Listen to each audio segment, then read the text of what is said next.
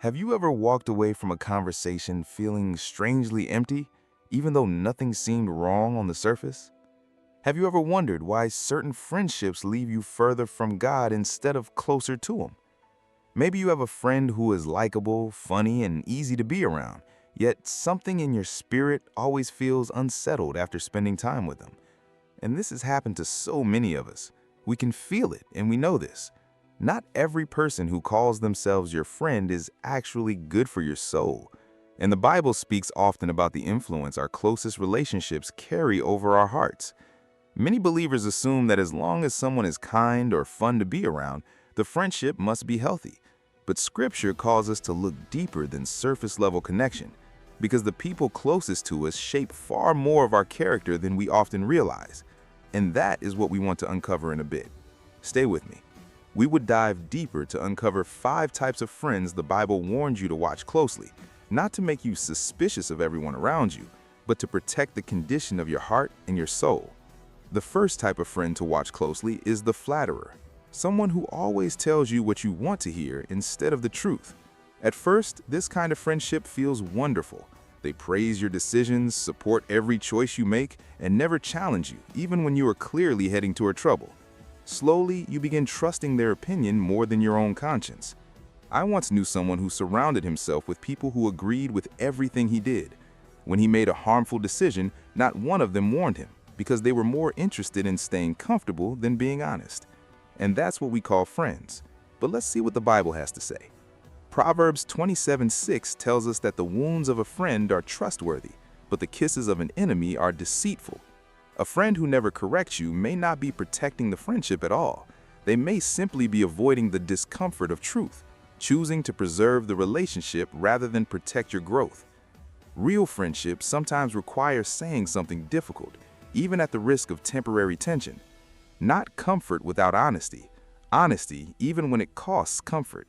Because as Christians, we might come to a point in our lives where we just need someone to tell it to us as it is, and not sugarcoat, so that we get to know where we have fallen short and put ourselves back on track.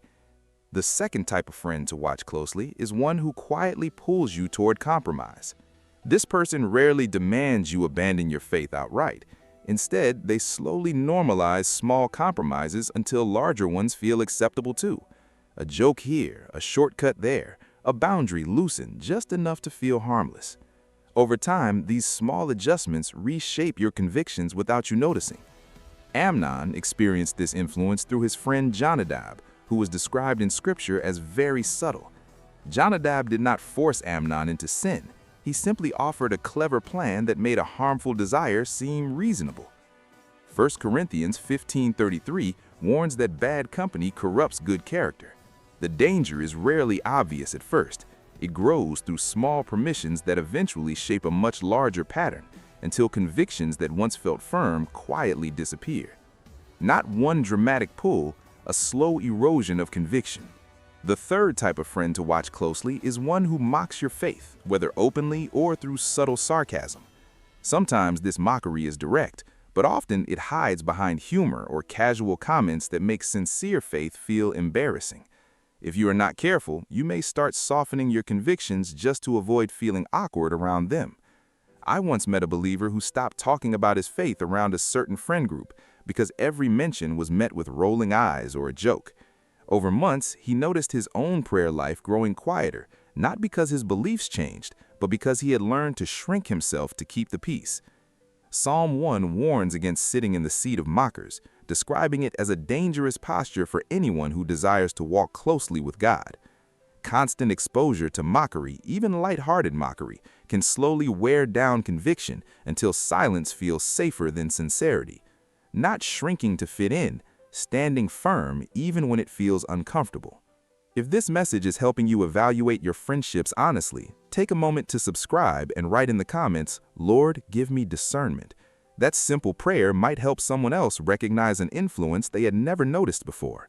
The fourth type of friend to watch closely is one driven by comparison and quiet envy. This friendship often looks supportive from the outside, yet beneath the surface lies competition rather than genuine celebration. When something good happens to you, instead of rejoicing, they seem distant or unusually critical. Saul's relationship with David reveals this pattern clearly. Saul once admired David, yet the moment David's success grew, admiration quickly turned to resentment and suspicion. 1 Samuel tells us that Saul eyed David with jealousy from that day forward. Envy rarely announces itself directly. It often disguises itself as subtle criticism, backhanded comments, or sudden distance whenever you experience blessing. A jealous friend may still show up, still smile, still speak kindly, yet something underneath quietly resists your progress. Genuine friendship celebrates your growth. Envious friendship quietly resents it. Not secret comparison, honest celebration of another's blessing. The fifth and final type of friend to watch closely is the friend who only appears during comfortable seasons and disappears the moment life becomes difficult. This person enjoys your company when things are easy, yet vanishes the instant you need support, prayer, or encouragement. Job experienced the painful version of this. His friends arrived when tragedy struck, yet instead of offering comfort, they eventually offered blame and false accusations rather than genuine support. Proverbs 17:17 reminds us that a real friend loves at all times, and a brother is born for adversity.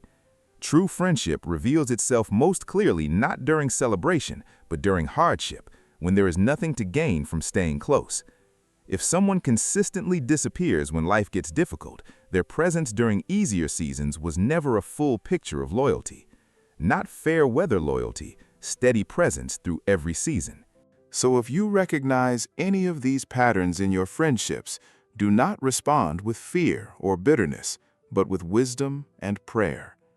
Ask God to surround you with people who tell you the truth, who strengthen your convictions instead of eroding them, who celebrate your growth, and who remain present through every season of life. Healthy friendship reflects the kind of love God calls us to walk in, and protecting your heart in this area is not selfish, it is wise stewardship of the life God has given you. Choosing your inner circle carefully is not an act of pride, it is an act of obedience to the God who cares about who shapes your heart. If this message spoke to you today, write in the comments, "Lord, surround me with the right people." Share it with someone who needs discernment and subscribe for more biblical encouragement. God bless you, my brother, my sister.